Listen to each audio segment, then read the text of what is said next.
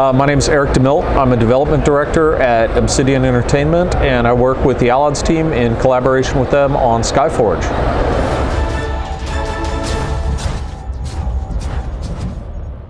Been a game developer for about 20 years now. I started in the industry at Interplay Productions. It's how I know Fergus and the Obsidian founders, Chris Parker, Chris Avallone, those guys.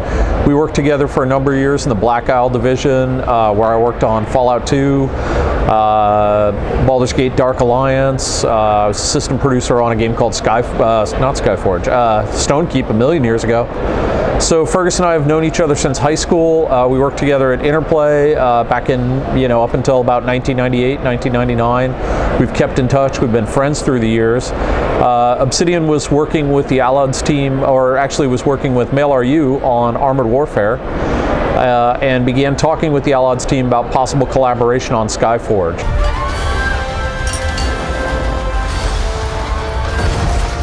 The Allods team wanted to ensure that the game was a huge hit in Western markets, so they wanted to find a Western developer they could collaborate with on things like class development, instance development, and also Westernization and culturalization support. So the discussions grew out of there. I was looking to move on from Carbine, had recently finished a long time on an MMO project, so I decided to come in and talk with Fergus and the Allods team about the game. First conversations were great. We hit it off. We decided to work out a collaboration where we would build a small team of developers at Obsidian to work directly with the Allods team, almost like an extension of their dev team, and collaborate on Skyforge. So Skyforge is a brand new MMORPG being developed by the Allods team. It's an action combat game where the player's goal is to become a god, protecting their homeworld from the attacks and invasions of hostile gods, building their own followers, developing their powers, unlocking their god form.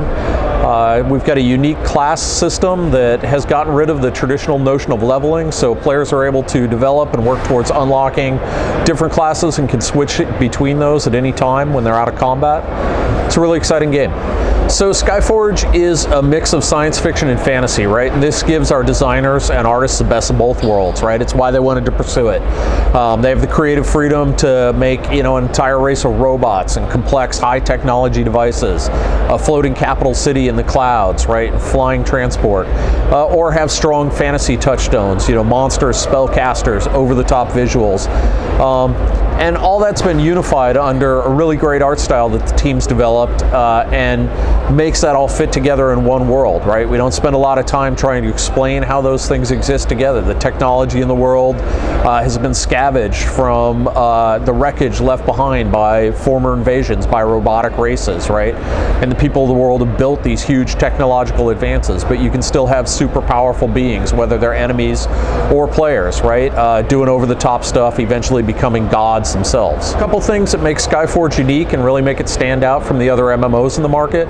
First off is it's an action combat game, right? So we want players to be able to get in immediately, feel like they're really powerful immortals, right? Eventually becoming gods. So we want a strong sense of hitting.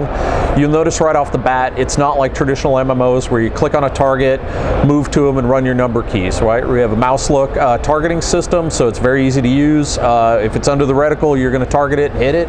WASD movement, very easy and intuitive for players, and a lot of the players' core abilities are slaved to the right and left mouse buttons, so it's very immediate to pick up. Fast-paced, over-the-top visuals inspired by a lot of console action games like Devil May Cry, Darksiders, games like that. In addition to that, right, the player's goal is to become a god. In these games, you want to feel super powerful. You don't want to start out as just a mortal doing mundane stuff, right? That's what you have the real world for. You go to work, you do whatever, right? You get home, you want to feel like a super powerful being, right? So we have a whole system behind making you feel awesome, working towards that. You're defeating monsters, you're becoming more and more powerful. You're also gaining followers, developing those followers. We'll talk about the order system and the design behind that a bit more in a few weeks. You eventually unlock a god form, which is an over-the-top visual, right? It's basically like the equivalent of having a Titan in Titanfall. You're super powerful, you have a unique visual, you can use that in PvE, PvP. It's really exciting. And then lastly, the way we've built the game world allows players to quickly get to the content they want to play.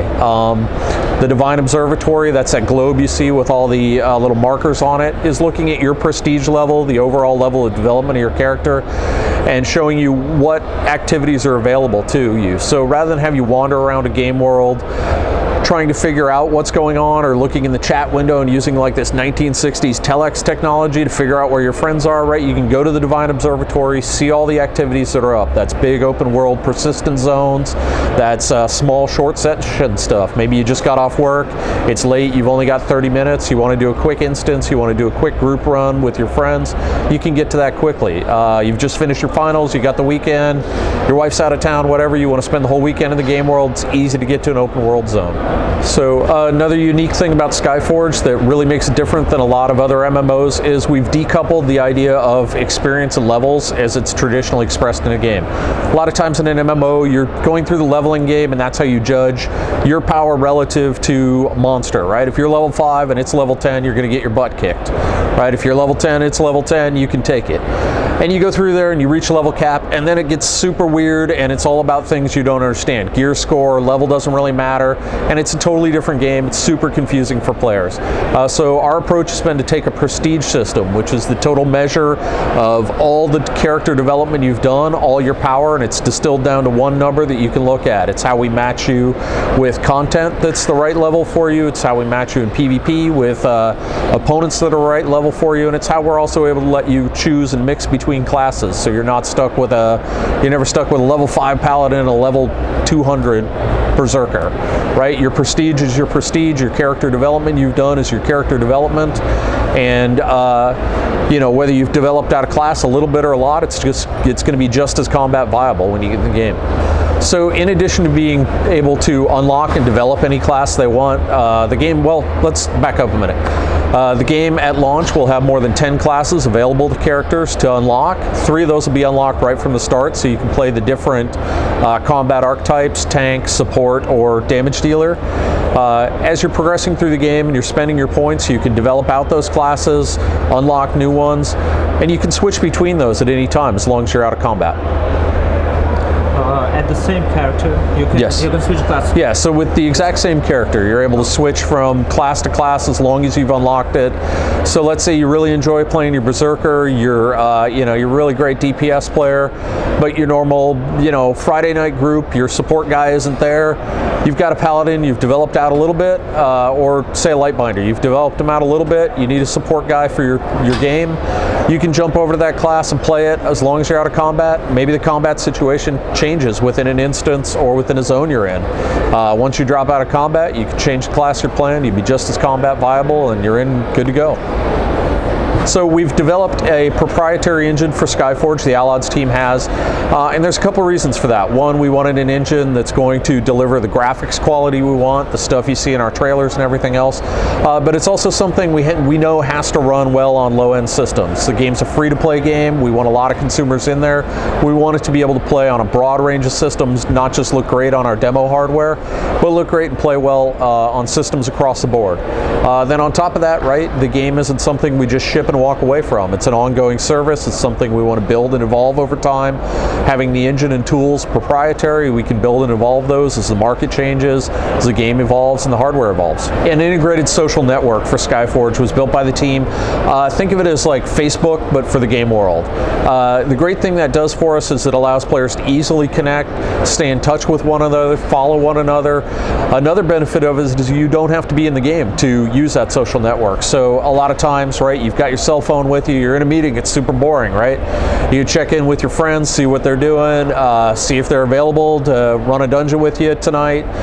You can manage your followers in the order system, and having that connectivity. Another huge benefit of it is it's connected to the game's databases, so you don't have to go outside the game to get information about the world, the monsters, your accomplishments, the accomplishments of your friends, and it's accessible inside the game or outside, right? So any internet connected mobile device, right, your phone, tablet, laptop, you name it. It's a special application or just some website for connection? So right now the Skyforge portal is accessible through any web-enabled device. We wanted to be able to reach the broadest range of hardware, right? So it's not, oh, this is an awesome service if you've got an iPhone 6, right? That would be cool, right? The app, but it would exclude a lot of potential players who, you know, like I said, maybe you're at work, you want to check on those things, manage your followers. Maybe you're in the bus or on the metro and you want to do that stuff and all you got is your phone. So same web portal for all that stuff across all devices.